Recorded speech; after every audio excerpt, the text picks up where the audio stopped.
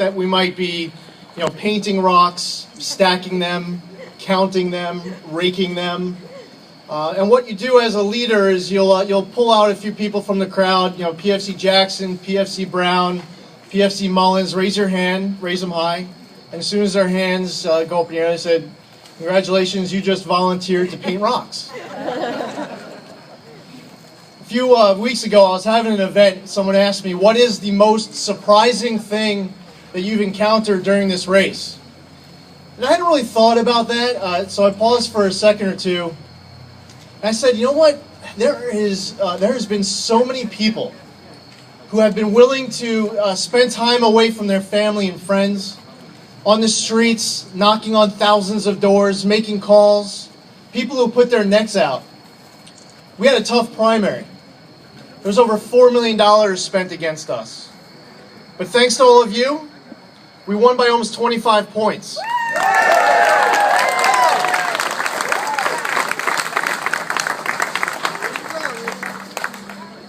The good news is that if we asked you to raise your hand and volunteer for these last 8 weeks, your hands would go up easily.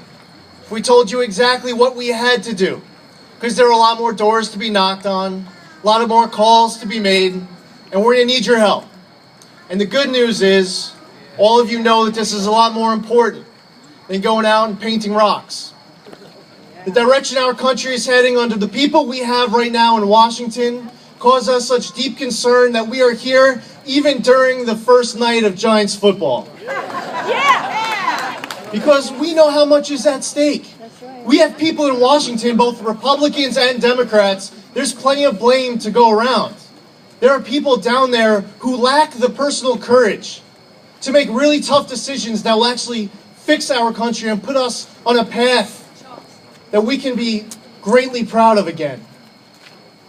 There's a lot of contrast between my opponent and I. He's been there 12 years. I would argue that those 12 years have been quite ineffective. I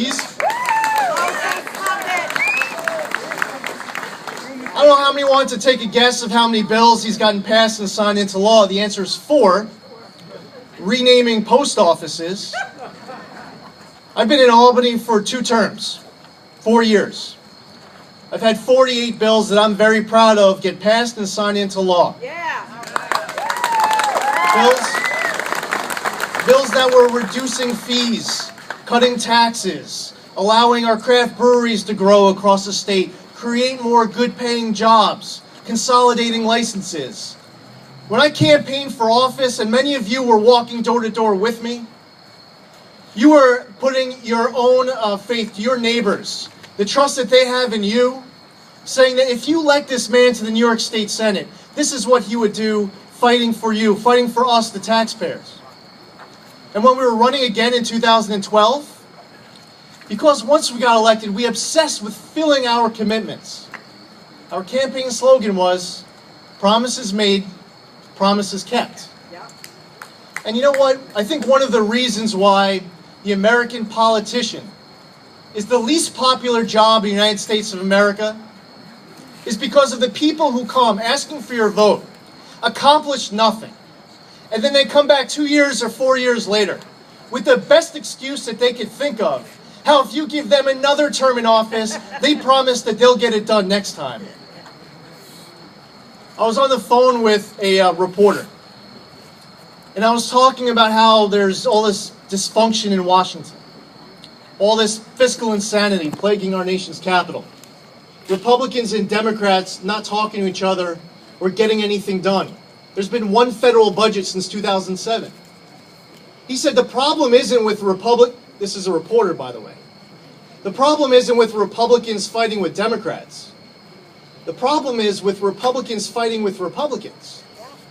And I found myself in a debate with a reporter over the phone as to what the reality is. In some respects, we are up against the Democrats and what they stand for. But in many respects, the media is playing along. You know, there's over 40 jobs bills in the United States Senate right now that Harry Reid is refusing to bring to the floor for a vote. There are over 300 bills that have passed the House, sitting in the Senate. This president's version of compromise is for him to get it 100% his way all the time. And that's unacceptable to me. And I know it is to you.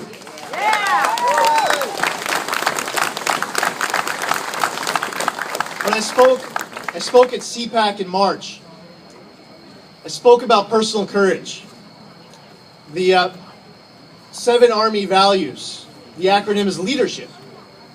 It's loyalty, duty, respect, selfless service, honor, integrity, and personal courage.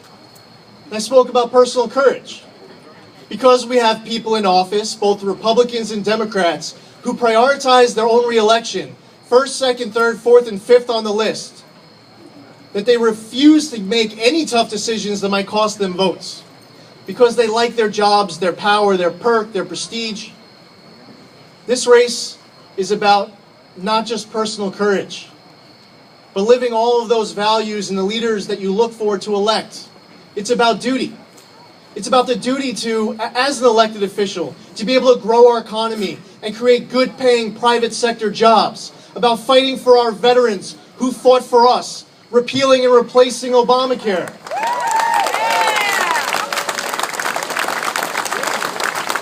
It's about securing our borders and protecting America's interests overseas. And I see a lot of children here, and the fights in Washington, no matter how much the incumbent denies it, I support a quality education for our kids. I support higher standards, but Common Core is not the answer.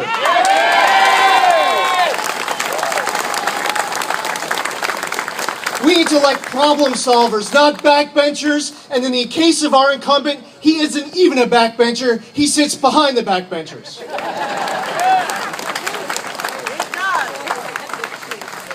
After 12 years in office, the slogan for the next 8 weeks, the motivation hopefully that you take here from here tonight, is that it's time to term limit Tim. We cannot keep re-electing the same people over and over and ever expect anything to change. Do you want to change Washington? Well, let's change our congressman.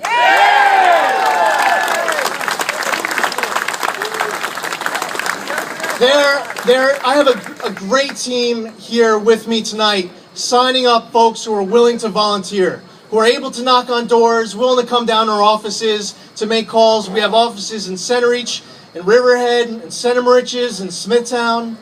We need your help, and we're going to win because we have all of you.